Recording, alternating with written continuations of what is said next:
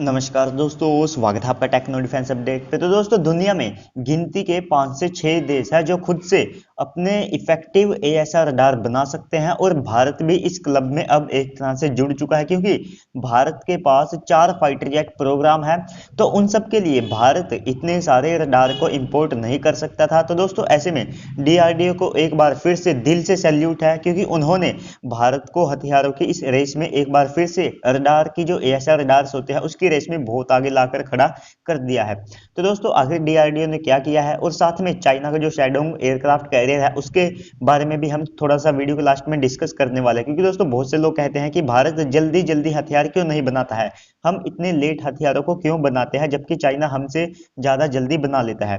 तो चलिए दोस्तों, अपनी वीडियो को शुरू करते हैं, लेकिन उससे पहले अगर आपने चैनल को सब्सक्राइब नहीं किया है तो प्लीज चैनल को सब्सक्राइब कर दीजिए, साथ में बेल आइकन को दबा दीजिए ताकि आपको ऐसे ही डिफेंस से रिलेटेड जितनी भी वीडियो है वे मिलती रहे।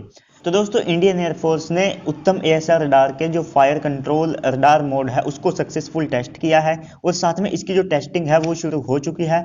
2021 जून तक डीआरडीओ, इंडियन एयरफोर्स दोनों मिलकर इसके एयर टू ग्राउंड और एयर टू सी और साथ में एयर टू एयर मोड को टेस्ट करने वाले हैं। और डीआरडीओ ने इस रडार के 80% सॉफ्टवेयर को खुद से तैयार किया है, यानी कि दोस्तों ये एक तरह से फुल प्रूफ भारत का इंडिजीनियस प्रोडक्ट है। जो इसमें थोड़ा बहुत रॉ मटेरियल है उसे ही एक तरह से थोड़ा बहुत इंपोर्ट किया है। हालांकि दोस्तों पहले शुरुआत का रडार है तो शुरुआत में 80% रिजल्ट देना बहुत अच्छी बात है।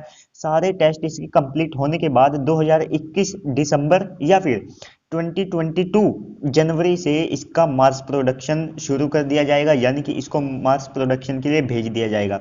और हालांकि कुछ एयर टू एयर मोड के इसके जो टेस्ट है वे अभी भी कंप्लीट कर लिए गए हैं, लेकिन वे छोटे मोटे जो टेस्ट है वही होते हैं। अगले साल से इसके जो फाइनल टेस्ट है वे कंडक्ट इंडियन एयरफोर्स और साथ में डीआरडीओ करने वाली है। और दोस्तों, ये radar Israeli Elta ELM 2052 ASR radar को रिप्लेस करेगा, जो कि भारत आज की तारीख में अपना जो तेजस फाइटर जेट है उसमें इस्तेमाल करता है। और दोस्तों, उत्तम एएसआर रडार की रेंज 250 किलोमीटर से ज्यादा है और भारत इसका उत्तम मार्क 2 वेरिएंट भी बनाने वाला है जिसकी रेंज 400 किलोमीटर तक होगी। और दोस्तों, उत्तम एएसआर रडार का इस्तेमाल तेजस मार्क 2 और twin engine deck based fighter jet और साथ में भारत का 5.5 जनरेशन का M का फाइटर जेट है उसमें किया जाएगा। और दोस्तों, डीआरडीओ ने एक और बात साफ की है कि 83 तेजस MK1A की जो डील है उसमें डीआरडीओ की वजह से कभी भी डिले आपको नहीं देखने को मिलेगा। उन्होंने एक तरह से इंडियन एयरफोर्स को ये भरोसा दिया है। और दोस्तों, यहाँ पर जो भारत की HAL है उसको थोड़ा सा सीखना चाहिए डीआरडीओ से, क्योंकि दोस्तों डीआरडीओ पहले मतलब कि जो भारत का एक गवर्नमेंट ऑर्गेनाइजेशन है तो ये भी हिंदुस्तान एरोनॉटिकल लिमिटेड की तरह एक तरह से बदनाम था। आप सबको पता है कि डीआरडीओ पहले इतने अच्छे रिजल्ट भारत को नहीं देते थे, लोग भी डीआरडीओ को बहुत ज्यादा क्रिटिसाइज करते थे। लेकिन दोस्तों, इस साल में डीआरडीओ ने जहां पर पूरी दुनिया में लॉकडाउन लगा रहा और कोरोना वायरस ने जो बड़ी बड़ी कंपनियां जितनी भी रिसर्च ऑर्गेनाइजेशन है उनको एक तरह से उनके घुटनों पर ला दिया, लेकिन यहीं पर डीआरडीओ ने इतना अच्छा ग्रो किया है, मतलब कि हद से ज्यादा इंप्रूव डीआरडीओ ने अपने आप को किया है। जहां भारत में एक तरह से एक ही बार दिवाली आती थी, लेकिन ये पूरा साल डीआरडीओ ने दिवाली में ही निकाल दिया। उन्होंने लगातार एक से एक नए नए वेपन के टेस्ट किए और जो भारत के पुराने वेपन हो चुके थे उनको अपग्रेड करके उनको टेस्ट किया। जैसे कि भारत ने ब्रह्मोस की एक्सटेंडेड रेंज वेरिएंट का टेस्ट किया और सुखोई 30 MKI से भारत ने बहुत ज्यादा टेस्ट किए और रुद्रम मिसाइल का टेस्ट किया और साथ में क्यूआर सिस्टम मिसाइल का टेस्ट किया और इसी तरह से ना जाने कितने टेस्ट किए। तो डीआरडीओ ने अपने आप को एक तरह से प्रूव कर दिया है कि डीआरडीओ लंबे समय तक भारत की जो आर्म रेस है उसमें हिस्सा बनने वाली है और साथ में भारत को एक अलग ही लेवल दिलाने वाली है।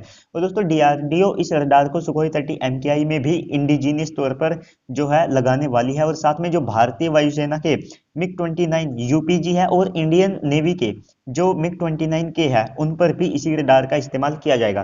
तो दोस्तों, अब आ जाते हैं कि भारत चाइना जैसे जल्दी हथियार क्यों नहीं बनाता है। तो देखिए दोस्तों, चाइना हमसे बहुत ज्यादा जल्दी हथियार बना लेता है, ये बात आप सबको माननी पड़ेगी। लेकिन दोस्तों, आपने वो जोक तो सुना होगा जिसमें बच्चा एक सीढ़ी को छोड़कर दूसरी सीढ़ी पर चढ़ता है। वो किस लिए चढ़ता है? ताकि उसका टाइम बचे और उसकी जो चप्पल है वो कम घिसे। लेकिन दोस्तों, ऐसे में उसका जो पैजामा है वो फट सकता है। तो दोस्तों, यही सेम हाल हुआ है चाइना के साथ। चाइना ने भारत से जल्दी जल्दी एक से एक वेपन बनाए और उसने भारत से कम टाइम में बनाए और साथ में उसने पैसा भी बचाया, क्योंकि उसके जो प्रोडक्ट है वे भारत से थोड़े से सस्ते होते हैं।